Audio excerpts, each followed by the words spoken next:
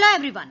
In this video, we are going to study Ampere's circuital law, where we'll study its statement, derivation, applications, and advantages and disadvantages. So let us start with the statement for Ampere's circuital law. The Ampere's circuital law states that the line integral of magnetic field along a closed path is equal to mu0 times the net current passing through the closed path. Since we are dealing with closed path, this is a closed path, closed integral, and since we are dealing with line integral, what can we say? The line integral of magnetic field. So we have taken this closed path and into dl, which is nothing but mu0 into I, where I is the current passing through the closed path. So let us derive this equation. So for this derivation, what we have done, we have considered an infinitely long straight wire. This is a wire which is carrying current I. The magnitude of the magnetic field due to the current carrying wire at a distance r is B and is given by B is equal to mu0 I by 2 pi r. Okay. And this is from the Biot-Savart law. And what Biot-Savart law states?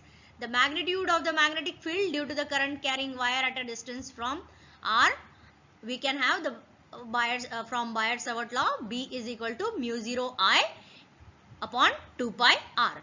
Here we have, this is an infinitely straight long wire or conductor through which I current is passing, and the magnetic field is at a distance r, and magnetic field is denoted by B. Now here we can say that the lines of the magnetic field are in the form of concentric circles around the wire. Okay. And its direction along the tangent of a circle of radius r. That's why we had a dl. Okay, dl, which is tangent to the circle. We have seen in the earlier slide. All the line elements dl of the circle are directed along B. Therefore, the line integral of this magnetic field around any circle of radius r is B into dl. Then we can write this B dot dl as B dl into cos theta. Okay, or cos 0, because the angle between them is 0. And this cos 0 becomes 1. So this can be written as simply B into dl.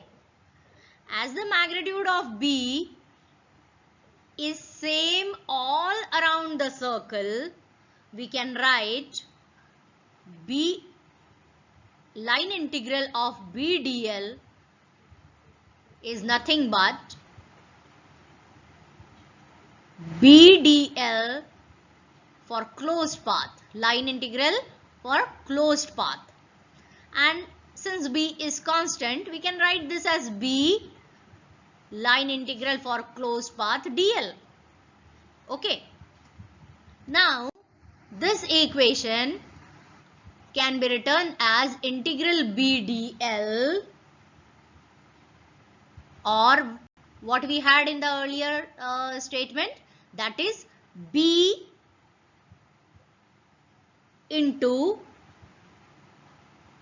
line integral of closed path of dl is equal to mu 0 I by 2 pi r